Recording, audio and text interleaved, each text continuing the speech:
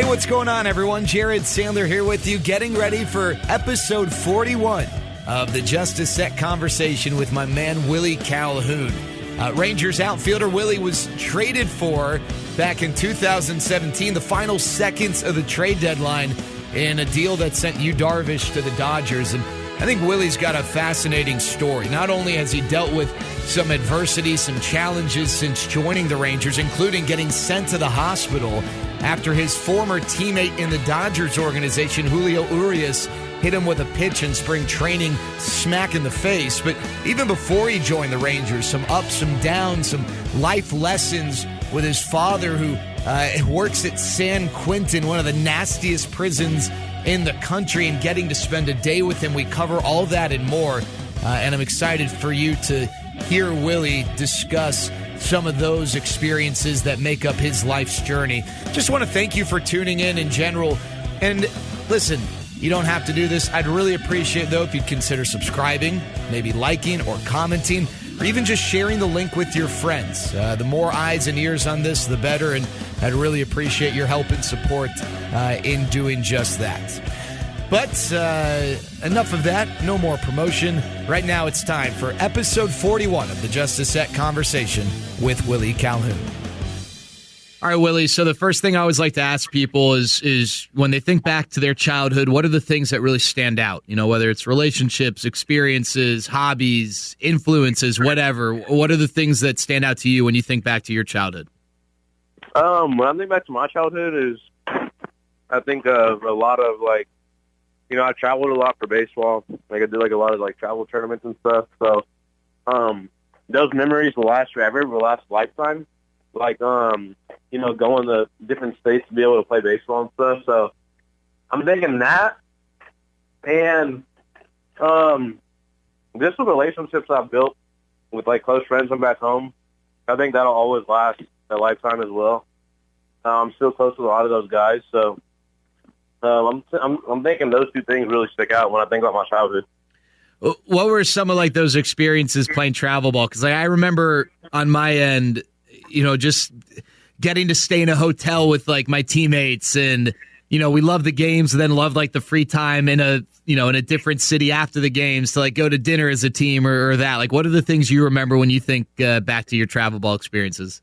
Yeah, I think the same exact thing, bro. Honestly, like, being that young and being able to stay in a hotel and hanging out with your friends always was fun for me. So it's funny how being on the road back then was fun, and now you're like, oh man, just gotta go on the road this week. So I mean, it's still fun. Don't get me wrong, but I mean, it's always better when we're at home now and we're in our own house opposed to, you know, laying in hotel beds. What pushed you to baseball? Why did baseball become your thing? Honestly, like, I love football and I love basketball more, but I was always, like, way too small to play those sports. So at the next level, at least, I was always too small to play it in college and always too small to play it, and, like, obviously as a professional. So I always dreamed of being, like, a major league. Like, I wanted to be in the professional sports, like, even if it was basketball, football, or baseball. But I instantly crossed basketball and football off after I realized I was too small. Because back in high school, I was probably like 5'5", like 140 pounds. So, which is really small. So, I mean, I think, and then I really took baseball serious probably around, like, junior year of high school. And realize, like, I can maybe become like a pro. So I mean, I think junior year of high school is when I, like, kind of, like, turn the switch and try to, like, really focus on it. So, you know, you mentioned your height, and, you know, that's one of the beauties of baseball, that, you know, you got players who are your height and players who are, you know, a foot taller, and you know, I guess you don't really have 7-footers in Major League Baseball very often. You know, Randy Johnson was close at 6'11", but it's one of the sports where maybe not being the tallest doesn't rule you out to compete at a high level. But I do know also that, you know, evaluators, they like the 6'2", strong looking guy. So did you Did you have to deal with that doubt from others, not necessarily from yourself, but others because of your height? And how did you go about dealing with it? Yeah, I feel that. For the most part, I've always been like overlooked, and that's just something that that's always going to continue to happen regardless of anything. I feel like I've always been overlooked since I was younger. I was never the tallest guy out there. I mean, I didn't have the loudest tools at all. So, I mean, I feel like for me, that's what still drives me to this day is I want to become the best at everything I do. And for me, I know that if me, working hard, if I outwork my opponent, then that just gives me, that much more separation in between me and my opponent. So, for me, I just try to work as hard as I can every day and still do it. So, I think just work ethic is the key for it. All right. So growing up, a lot was made when you came to the Rangers. There's always, when there's a new person, it's like all these stories about their background and this interesting fact and that interesting fact. And one of the things that I think stood out about you and maybe some interesting facts, your dad worked at San Quentin, which is a jail for not necessarily people who get pulled over for speeding. Like, we're talking some serious stuff. So first of all, what was it like? How did you sort of learn about what your dad did? And when you were growing up, what was your understanding of what he did? Yeah, he's been working there for 20 years now. So I think he has 3 more years until retirement. So he's the one that instilled all my hard work in me. The sacrifices he's made throughout my upbringing is pretty remarkable. And he's the one that like I said, instilled the work ethic in me. Just because I've seen him work 16-hour days and make sacrifices, for me, my brother, and my sisters. I see the sacrifices that he made, so it kind of put things in perspective for me into what he's my biggest role model. So seeing the work that he did, the sacrifice for his family, only makes me want to do the same for mine. So I think he's had a huge impact on my life, and he's probably, like I said, my biggest role model. What is his actual role at San Quentin? He started off as a guard, which he was on the yard and stuff. For the first 5 or 6 years, I believe, he was on the yard, doing a lot of labor, with the inmates, being out there, with the gunner and stuff. And now I believe he's a lot more laid back now. Since he has 20 years under his belt, I believe he does more tower work, and he's more laid back now. He doesn't do as much labor. Does he get to know the inmates at all? Yeah, he does. He knows he actually knows a lot. Actually, they respect him in there just because he's worked there for so long. He's been. I think he has some stories with a few inmates, but I don't really remember most of them. There's not any that really pops out, but I'm sure if I ask him, he'll have some stories. He knows quite a few of them though. Did you? Okay, so there was a part of the story that was shared when you first came here is that you went to spend a day, I believe, at work with your dad after you were having I think it was after your time at the University of Arizona, and we'll get into that. But what do you remember about that experience, and how did that experience? What was that experience, first of all, and how did that experience impact you? Yeah. I wanted to go there just because I wanted to see what it was like without having to be in jail. So I wanted to see what they went through every single day. Without having to be in there, like I said. But I mean, it was such a cool day, to be honest. It might sound weird, but I was there we were there from 8 until 3 in the afternoon, 8 a.m. to 3 in the afternoon, and I just wanted to see what my dad went through. And after going through that day, I do not know how he made it 20 years through that, because I don't know if I would be able to make it another day throughout it, because it's just so much stuff in there. Like I said, there's murderers in there, there's rapists in there's child molesters, kidnappers, like there's everything you can think of in there. And like I got to talk to like about 10 of them face to face, and like they're just wired differently in there, man. Like it's just the way that they think in there is nothing like they think about like as like a normal human being like out on the set that's free. It's weird how they think in there. But I mean, don't get me wrong, there are some guys in there that are cool, but there's some guys in there, man, that are just they're not wired the same as us. They're not people that you want to be interacting with regularly. Yeah, for sure. They're guys you probably want to avoid as much as you can, to be honest. All right, so you go to the University of Arizona. It's a pretty successful baseball program, really successful baseball program, but you end up leaving pretty shortly after getting there. What happened at University of Arizona? All right, so a lot happened my freshman year. I didn't really, I think I hit probably 240 with no extra base hits.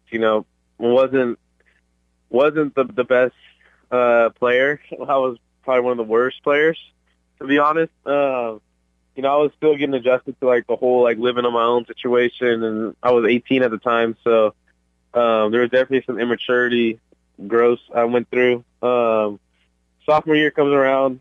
I go there for the first semester, and then I end up just I didn't really. It might sound it's really bad to say, but I mean I didn't really go to class as much as I probably should have. So I didn't do too well with my grades that semester. Andy Lopez, the coach at the time, just but cut me from the team. So I went back home, and that's when I went to San Quentin with my dad and went on that tour. And he was like, "Are you sure you want to come?" Because at that time I was like, I thought my baseball career was done. And at that time, I was like, okay, I might need to get into a job situation.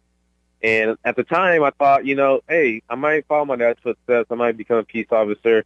That's what I asked my dad. I said, "Dad, can I go see what it is for one day, what you go through every day?"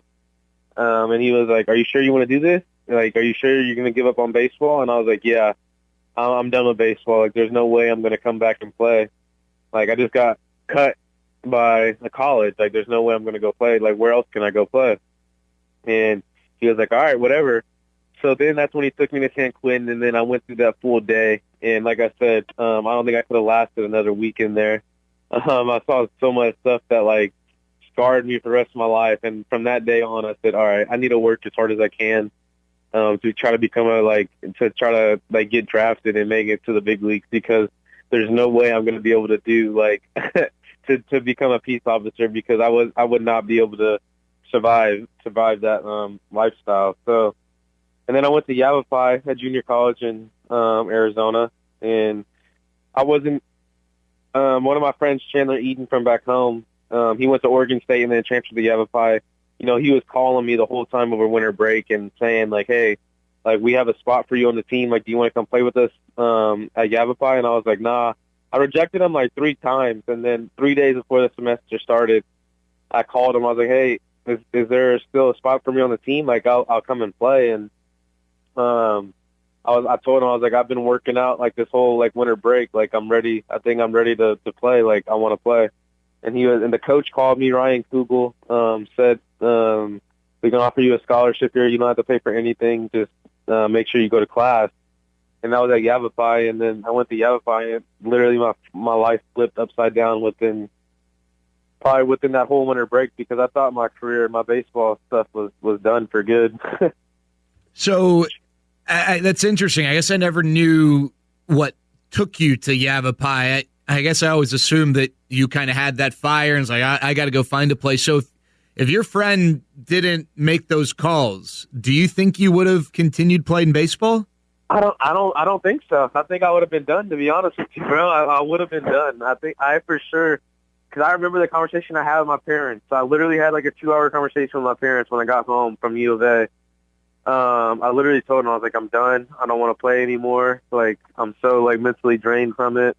I'm over baseball. Like, I'm over school. Like, I just want to become like a peace officer with my dad. And they were like, no, like, we don't think you should do that. My parents were like, you should give it another shot, at least go to a junior college.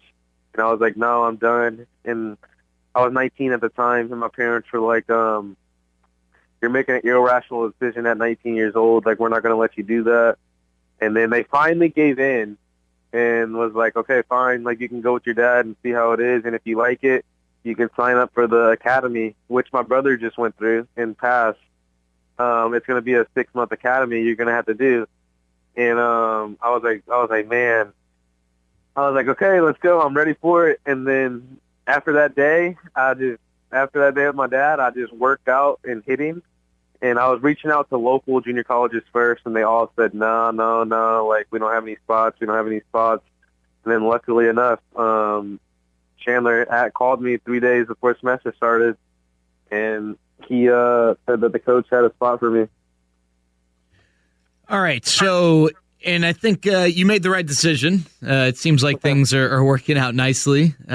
You go to the Dodgers, you work your way to being one of their top prospects, and then in July of, 2017, you get traded, and you go to the Texas Rangers. Was it 2017 or 2018? I forget. 2017. It was 2017. Okay. So you get traded to the Texas Rangers. You grew up in that Dodgers system, and I know that to this day you still have a lot of close relationships with people from your time there. What was it like getting traded? It was mixed emotions, to be honest, bro. Obviously, going to California, I wanted to play for a California team, and the Dodgers took that chance on me. I made so many like great friendships. Like I said, I'm really close with half of that team still. Like, I still talk to them every other day. Like I said, it was a lot of mixed emotions just because like I was close with so many people over there that like I wanted to. Like, the group that's up there right now, like, I literally came up playing with all those dudes. So, like, seeing the success that they're having now, I'm so happy for them. And, like, I saw it coming from ever since I got drafted and started playing with them in 2015, because we were all together in 15 in High A and Rancho, and then we went up together all the way up to AAA. And then to see what they're doing now is awesome. But, I mean, like I said, it was mixed emotions. But, I mean, at the end of the day, I was happy, because I knew that the Rangers wanted me. They made me feel welcome as soon as I got traded over. And, now it's weird because now I feel like I came up with the Rangers, and just because of all the stuff that I've been through with the organization that, I feel like I can play here for the rest of my career now, because Texas makes it feel like home for me, which is a good feeling. But I guess, the good feelings didn't always exist. You had the challenging spring training last year where you had worked your tail off to make the team, and you were told you weren't going to make the team out of camp. And what preceded that was this incredible pursuit to get your body in shape. And you, in a short period of time, did something that's a lot easier said than done, and that is not just overhaul things physically, but you even talked about how you were open to new perspectives and changing the way you went about things. I think to make the changes that you made, it can't just come from a coach telling you, Willie, you need to do this. Like, there's got to be something deeper that resonated. What was it for you that clicked, that allowed you to take on that challenge head on? There's a lot of things that's been thrown at me, like, from the ages, like, from ever since that U of A experience all the way up until now. And, like, I feel like my upbringing with my dad instilled in me, like, I was built for all the adversity that I had to overcome. I think what clicked for me was in 2018, we were in Anaheim, Danny and JD, we had our end of the year meeting that year. And he just pretty much said there, like, man, you have to get in shape, man. At that point, I think I was like 225. Like, I think like 225. Yeah, I was 225 at that when we had that conversation, and I was like, they're like, you can't be a DH only at 21 years old.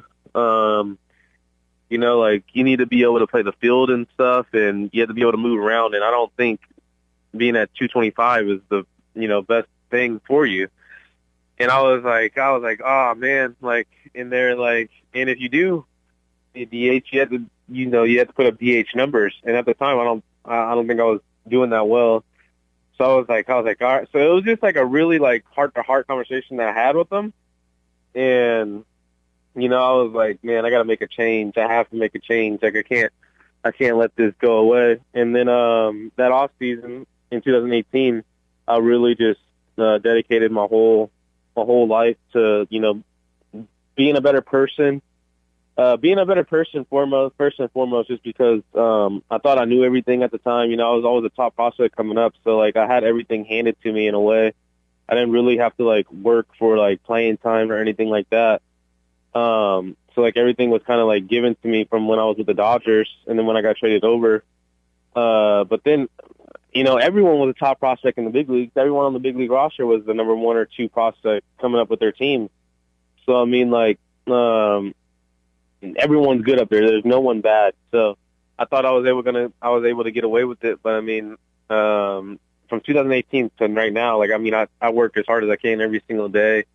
I make sure I'm like really cognizant about what I'm putting in my body. All that stuff has done nothing but help me. And like I said, I've been through so much with this organization. I feel like I was drafted by them. I feel like I came up with them because of all the ups and downs I've had with them. It wasn't a smooth sailing ride at first, but I mean, now I trust this organization with my life. Anything they say, I listen to them now. I don't question anything they say anymore. Just because of when I did listen to them, it was nothing but good for me. 2019 spring training. I referenced that. How important was that moment of dealing with that adversity for your growth? Because the way I look at it, Willie, when I think about that, you put in all this work, you put in all this effort, and you did it. Like whatever the Rangers asked, you did, and then you had that opportunity to make the team, and they said no, you're going to start in AAA. And it seemed like to me that was the last part of the development, like in terms of the transformation, was all right. You did all this, and now you got to deal with this adversity. It was almost like, and I'm not like a spiritual person necessarily, but it was almost like that was God's like final challenge. Like, all right, you're going to get this bad news, everything you've worked for the last several months, and you're not going to get what you want. And it's now you're going to learn from that. Like that's the way I remember kind of that unfolding and thinking about it. And I don't know if you kind of look back on that the same way, but how important was dealing with that final piece of adversity, is part of your transformation and your change to really kind of recommitting yourself? Yeah, no, man, that was so hard for me, just because, Woody called me. I remember the day Woody called me into the office. Actually, I think it might have been Hector Ortiz or Beasley. They came and grabbed me out of the cafeteria in spring training, and I was like, okay. I forget which one. It might have been Hector. He tapped me on my shoulder, and I was sitting with Joey at the time. Me and Joey were having breakfast, and Joey kind of looked at me like, oh, like you might get sent down. And then I was like, ah. So I go in there, and I knew like the walk there was like, like when you're younger, you're in trouble, and like you're gonna get in trouble. Like the walk there, I was just like, oh man, like I'm gonna get sent down. So then I walked in, Woody's sitting there. Woody's sitting at his table, Beasley's sitting to my right, and JD's sitting to my right. And I sit down, and like I'm like, what's up? Like I knew what was going on, but like I didn't want to make it awkward. So I was like, what's up, Woody? And me and Woody are really close. Like I talk to Woody like I would talk to Joe. Like he's the typical coach you want to play for, like the guy literally will do anything for any of his players. So I remember Woody saying, the first thing he said was, I know this is not what you want to hear, but we're going to auction you to Nashville.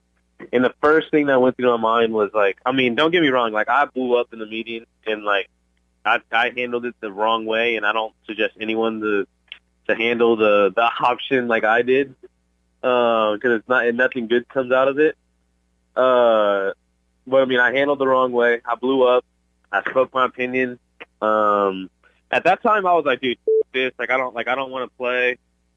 Like, I don't want to do this no more. Like I was questioning. I was like, why did you guys even trade for me if you guys are just going to have me in AAA, this and that? And, you know, like, Woody just sent the message. He was like, you know, just keep on working. Like, I know this isn't what you want to hear right now, and this and that. And that whole thing, I mean, I think that was the final thing. Like, I think I was so numb to me overcoming adversity at that point that I was like, you know what, screw it, man. Like, I was built for it. Like, I've overcame so much. Like, I can't quit now. I'm gonna go to Nashville, even though I don't like it. I'm gonna work my butt off still. Regardless of the situation, I'm gonna become like the best player I can no matter where I'm at. So, I didn't handle it the right way. I missed a few days of spring training. I missed like 3 days, I believe. I literally just like detached myself from everyone and everything for those 3 days. I didn't talk to anyone. You know, I came back and I talked to Woody. I apologized to Woody. I apologized to JD for like the way that I handled it. I apologized to like some of my teammates. I remember apologizing to Chu and LV 100% because I know what Chu had to overcome. I know he spent a lot of time in the minors as well. So I apologize to him because I know like how much like it bothered him at the time on the way I was acting and how immature I was acting. So it was a lot of stuff that like I had to overcome that like I thought I finally overcame it when I worked out that off season and like did everything they said. But I mean, you know, got sent down and then I got sent down again that year. Last year, I think it was it June I got sent down? I forgot when I got optioned last year, but I got optioned again last year. And then, you know, obviously wasn't happy about that either because I felt like I was doing well at the time. But, I mean, I got called back up 10 days later, and then ever since then I didn't look back.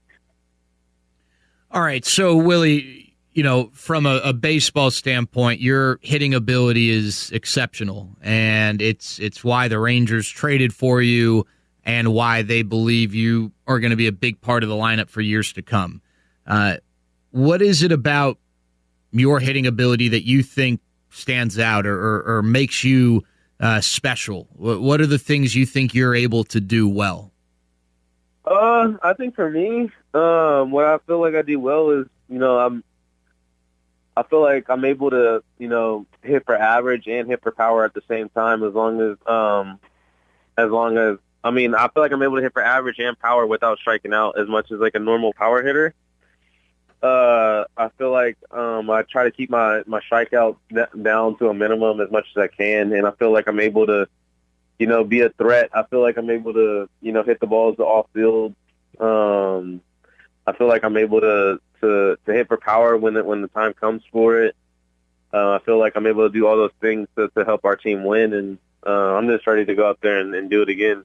What are some of the philosophies or lessons from a hitting standpoint that you've heard or consumed over the years that have really stood out and maybe been, you know, more beneficial than others?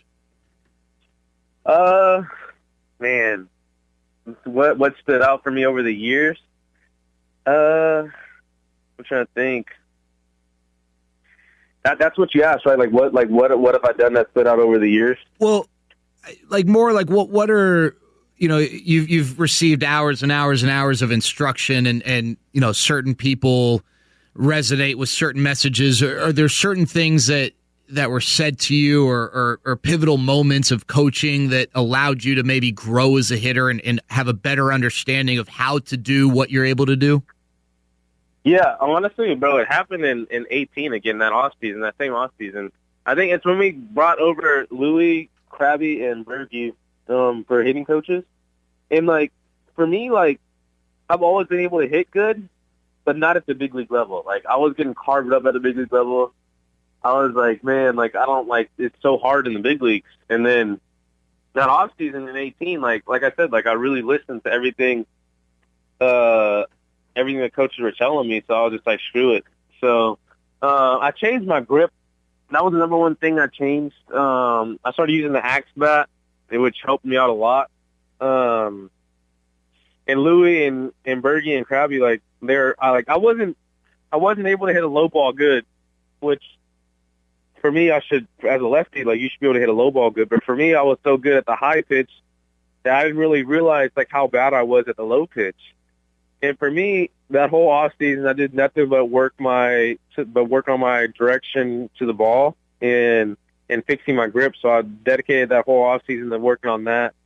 And, it did nothing but wonders for me. So I feel like that off season, hitting with them, I learned so much. I learned so much about myself hitting that it helped me become an even better hitter. Willie, one of the things that I've talked to you about is the success you've had against really good pitchers. And it's funny, your first career home run off of Justin Verlander. And some people I hear in the clubhouse before games when Chris Sale's on the mound or Verlander or Garrett Cole, they're like, ugh, I got to face this guy tonight or whatever. But I'm sure you'd prefer to face someone who's throwing 90 miles an hour right down the middle, but you seem to embrace those challenges, and I got to believe that mentally is a part of your success. But where does that come from? Why, as a young hitter trying to prove yourself, are you so comfortable facing some of the best pitchers in the world? Yeah, I've always been like that, honestly. Like, I've always been the type of guy that, like, wanted to, like, prove people wrong. So, like, I've always had that in my back pocket my whole life. Just because, being told ever since I was younger, like, you're not big enough to play football, you're not big enough to play basketball. Like, I doubt that you make it in baseball. Like, hearing those things over and over and over and over again, it makes you kind of want to be like, you know what, I'm going to just have to prove to you that I could do it. And facing those guys like that, you have to kind of embrace it instead of, backing down from it, because the more you, like, embrace it, the more you're looking forward to it.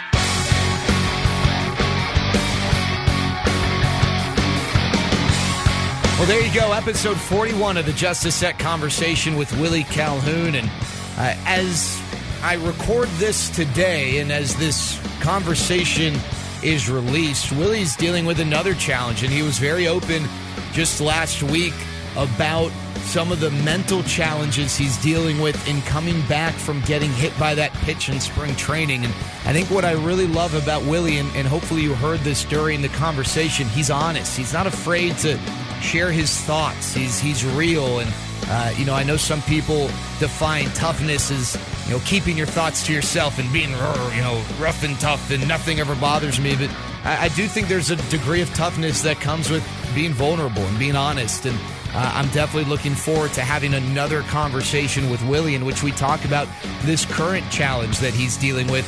But in the meantime, still with the Rangers, and looking forward to Willie having a productive 2020. Coming out later this week, we've got episode 42 of the Just a Sec Conversation with Julia Morales, Astros sideline reporter. She does work throughout that Houston community. I know it's weird that I'm talking to someone with the Astros, but Julia's awesome. I don't love the Astros, but I do love Julia. And we talk about some of the challenges of covering a team that's embroiled in scandal, as well as the career path that Julia's had with a father who ran for a political office. All that and more. Thanks so much for tuning in to the Just a Sec Conversation.